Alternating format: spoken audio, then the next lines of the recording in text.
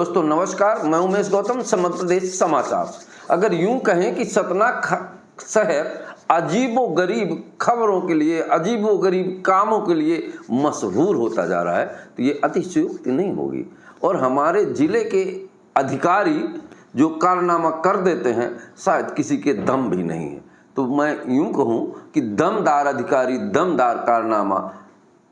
1 साल की आय 3 रुपया और पूरा परिवार उसी से गुजर बसर करता है।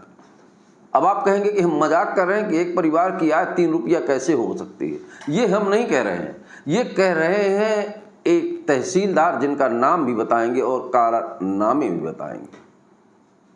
उन्हें अगर छोटा सा काम करना पड़ जाए तो उसका हिसाब जरूर लगा लेते हैं, मगर अपने कर्तव्यों का पालन करने के लिए वो कभी हिसाब नहीं लगाते, क्योंकि ज़्यादातर ऐसे अधिकारी पटवारियों के चमचागिरी पर निर्भर रहते हैं।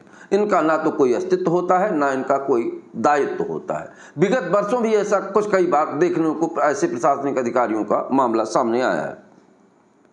अब ये समझ लीजिए कि अपने सतना जिला के कोठी तहसीलदार सौरभ द्विवेदी का ये कारनामा है, जिसमें उन्होंने लिखा है कि इस व्यक्ति की मासिक आय 3 रुपया है। अब आप समझ लीजिए कि किसी व्यक्ति की मासिक आय सालाना आय 3 रुपया कैसे हो सकती है। वो प्रमाण पत्र भी दिखाएंगे हम आपको। और आपको समझना होगा कि ये अधिकारी किस तरह से निर्णय और फैसले पटवारी और बाबुओं के दम पे करते हैं। इनका ना तो कोई अस्तित्व है, ना इनका कोई ज्ञान। ये कैसे अध्ययन करके इन पद पर पहुंचते हैं, इस पर भी सवाल खड़े होने लगे हैं। अब आपको बता दें, जब यह मामला सोशल मीडिया में पूरी तरह से वायरल हो गया, लोगों के संज्ञान में आ गया, तब प्रमाण पत्र निरस्त कर दिया गया। फोन पे चर्चा पे बताया कि अब वो प्रमाण पत्र हमने निरस्त कर दिया गया है। अरे सवाल निरस्तीकरण का नहीं है, आप निरस्त ना करते या कि करते हो तो निरस्त ही था। पर सवाल इस बात का है, शर्मनाक इस बात का है कि बिना फाइल देखे, बिना कागज देखे, बिना रिकॉर्ड देखे आपने 3 रुपया सालाना आय का प्रमाण पत्र जारी कर दिया।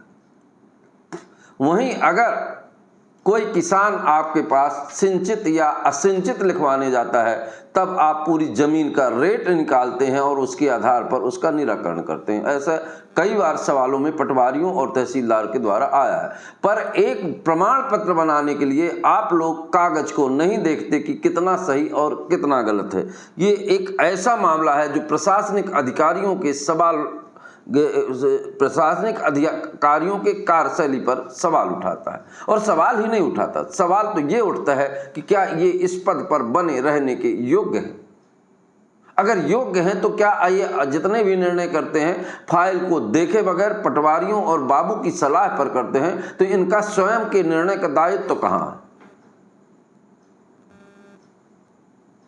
यह सिर्फ गलती नहीं, सिस्टम का सीधा सवालिया निशान है। यह महज निस्तारीकरण से जिम्मेदारी खत्म नहीं होती। ये गलती नहीं है, ये सिस्टम का सवाल है कि ऐसी कितनी फाइलें होंगी जिनमें बगैर सोचे समझे निर्णय लिए जाते हैं। वैसे भी एक कहावत है कि राजस्व में दलील और सच्चाई नहीं लगती, गड्डियों की मोटाई पर ज्यादा ध्यान दिया जाता है।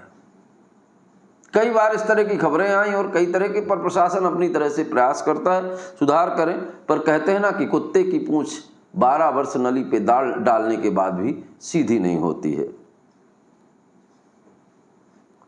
3 रुपए का आय प्रमाण पत्र ये तहसीलदार का पहला योग्य काम है। सतना कलेक्टर को इस पर संज्ञान लेना चाहिए। अब सवाल ये उठता है कि सतना कलेक्टर निश्चित तौर पर कड़े और कठोर निर्णय के लिए जाने जाते हैं।